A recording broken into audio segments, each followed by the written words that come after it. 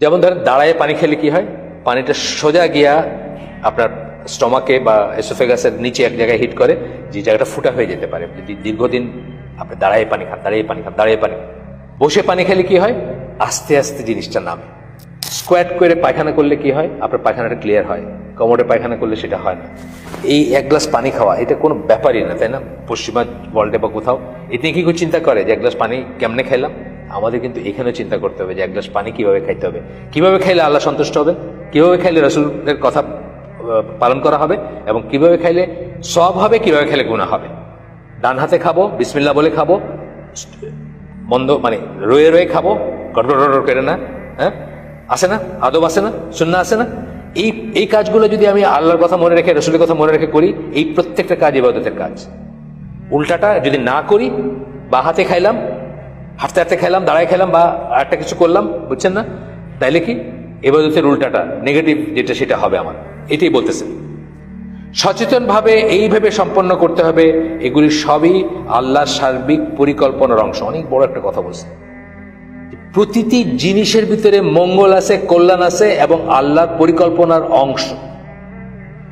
যেমন ধরেন দাঁড়ায় পানি খেলে কি হয়, পানিটা সোজা গিয়া আপনার স্টমাকে বা এসোফেগাসের নিচে এক জায়গায় হিট করে, যে জায়গাটা ফুটা হয়ে যেতে পারে যদি দীর্ঘদিন আপনি দাঁড়ায় পানি খান।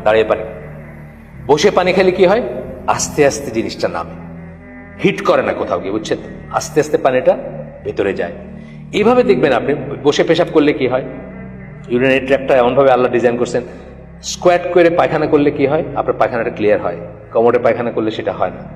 এইভাবে দেখবেন যে সুন্নায় যা কিছু বলা হয়েছে, প্রত্যেকটা জিনিস একটা বড় ডিজাইনের অংশ, যে এই জীবন ব্যবস্থা আমি তোমাদেরকে দিলাম। আল্লাহ বলতেছেন যে এটা হলো সিরাতুল মুস্তাকিম, এটার উপর থাকবা। সূরা আল আনামের 153 নম্বর আয়াত সম্ভবত, সিরাতুল মুস্তাকিম এর উপর থাকবা, এটা আমার পথ, যদি অন্য কোনো পথে যাও তাহলে বিচ্যুত হয়ে যাওয়া। বা এই সামারিটা বললাম আমি। সচেতনভাবে সম্পন্ন করতে হবে। এই মানে কি, এগুলি সবই আল্লাহ সার্বিক পরিকল্পনার অংশ, মানে আল্লাহর ডিজাইন। এইটা করলে জীবন বেস্ট চলবে, এটা করলে আখিরাত এবং দুনিয়া এবং আখিরাতের বেস্ট কল্যাণ, সবচেয়ে ভালো জীবন চলবে। আচ্ছা, তা মানে ইসলাম আমাদের শিক্ষা দেয় যে প্রথমত মানব জীবনের বহুমাত্রিক কর্মকাণ্ডের সকল ক্ষেত্রে স্থায়ী ইবাদতই হচ্ছে জীবনের সত্যিকার অর্থ বা উদ্দেশ্য।